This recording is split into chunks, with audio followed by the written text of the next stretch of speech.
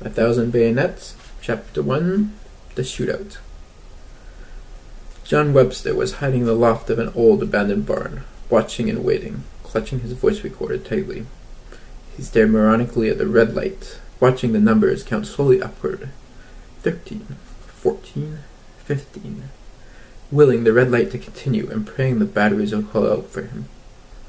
Below John, 5 shadowy figures huddled close, speaking in whispers. In the papers, they were known as the Heart Gang. Webster knew only 2 of them by reputation. Kenneth Dzinski, El Capo, the big boss, the head honcho, and Anthony Hewson, the right-hand man.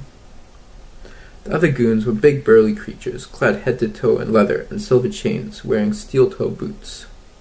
Except for perhaps their mousy gray, badly trimmed beards, they might not have looked out of place in an S&M bar. "He ripped off 2 of my earners last week.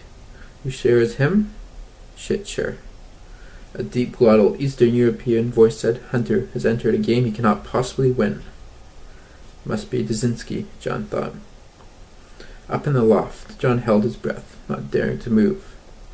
In the distance he could hear the low bawling of a horse, the pitiful howl of a dog, and the chilly wind as it slowly knocked against the barn.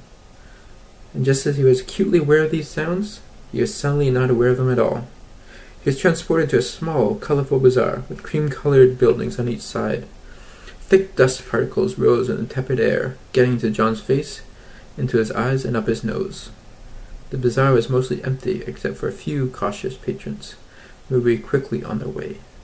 John was in the middle of the dusty road, just standing and watching as people bartered for goods, the same Olympus voice recorder tightly in his palm of his hand. During his dreams, John was a regular patron of this place.